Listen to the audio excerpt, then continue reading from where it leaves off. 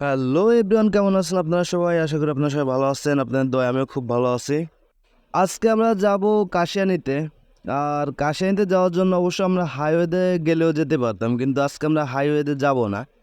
আজকে আমরা by road দিয়ে যাব। আর ভাবলাম বাই রোড দিয়ে যদি যাই তাহলে গ্রামের যে সৌন্দর্যটা আছে ওটা উপভোগ করতে করতে যেতে পারবো। এজন্যই বাই রোড দিয়ে যাওয়া আর কি। আর এরকম মনোরম পরিবেশের মাঝে বাইক রাইড করতে কার না ভালো লাগে। এই মুহূর্তে আমরা আসছি রাজপাট।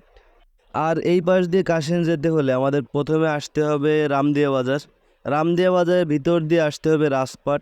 রাজপাট থেকে তিলছড়া বাজার, আর তিলছড়া হাইওয়ে দিয়ে আমরা কিছুটা পথ পাড়ি দিলেই কাশিয়ানী চলে যেতে পারবো। এই পাশ দিয়ে গেলে অবশ্য জার্নিটা একটু বেশি হয়ে যায়, কিন্তু জায়গাটা ভালো হবার কারণে সময়টা এমনিতেই কেটে যায়।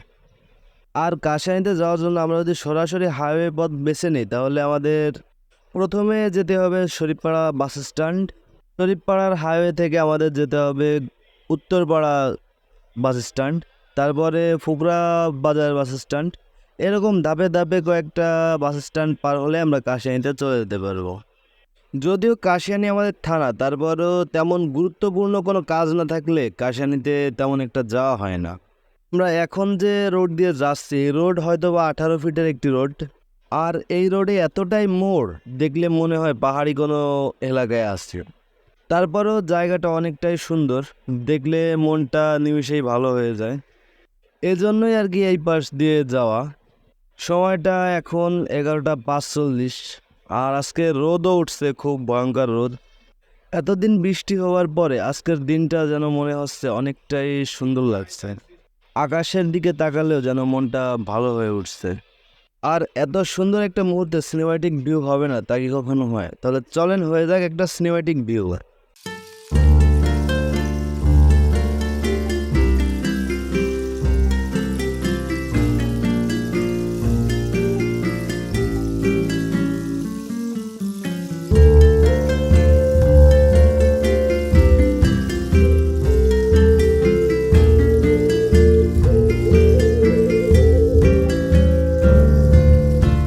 সো গাইস, আমরা সিনেমাটিক ভিউ শেষে চলে আসছি তিলছড়ার খুবই কাছে।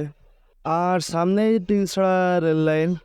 অবশ্য এই রেল লাইন দিয়ে সকাল 6টা এবং রাত 10টার দিকে ট্রেন যাওয়া আসা করে। এই দুইটা সময় বাদে কখনোই ট্রেন এই লাইন দিয়ে যাওয়া আসা করে না, শুধুমাত্র সকাল 6টা এবং রাত 10টার দিকে এখান দিয়ে যাওয়া আসা করে। আর এই ট্রেনটা শুধুমাত্র গোপালগঞ্জ থেকে রাজশাহী রুটে চলাচল করে। ভবিষ্যতে এই ট্রেনটা ঢাকা রুটেও চলাচল করবে। আপাতত একটাই রুট আর একটাই ট্রেন এই লাইন দিয়ে যাওয়া আসা করে। সো প্যারা নাই, চিল। আপনাদেরকে শুধু শুধু বলছি যে পাহাড়ি এলাকার মতো লাগে এই রোডটা। দেখেন কি অবস্থা মোড়ের, কি মোড় এখানে, কি অবস্থা রে ভাই! এটা শেষ না করতে করতে সামনে আরেকটা। আর এই ধরনের মোড়ে যদি সাবধানতা অবলম্বন না করে সাপি রাইডের মতো বাইক রাইড করা হয় তাহলে তো বুঝতেই পারছেন কি অবস্থা হবে। তো গাইস, আমরা দেখতে দেখতে তিলছড়া বাজারের খুবই নিকটে চলে আসছি। আমরা এখন বাজারের ভিতর ঢুকবো। একটু সামনেই বাজার, 30 সেকেন্ড বাইক রাইড করলেই চলে আসতে পারবো তিলছড়া বাজারে। আর 30 সেকেন্ডও বাইক রাইড করা লাগেনি, আমরা চলে আসছি তিলছড়া বাজারে। বাজারের ভিতরে এখন ঢুকতেছি। আর তিলছড়া বাজার পার হলে আমাদের আর বাই রোড দিয়ে বাইক রাইড করা হবে না, আমাদের হাইওয়েতেই বাইক রাইড করা লাগবে। তো চলেন আমরা হাইওয়েতে উঠেই পড়ি।